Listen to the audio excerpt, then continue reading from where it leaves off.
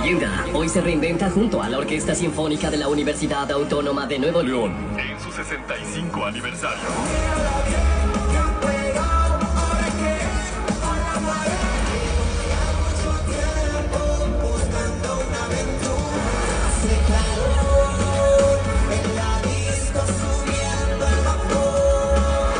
Fundación UANL, 25 años impulsando la educación y el futuro de los estudiantes. La excelencia por principio, la educación como instrumento.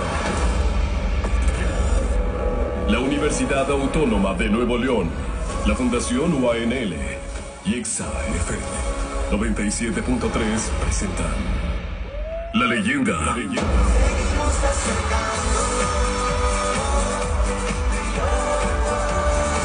Yandel, en el 92 aniversario de la Universidad Autónoma de Nuevo León.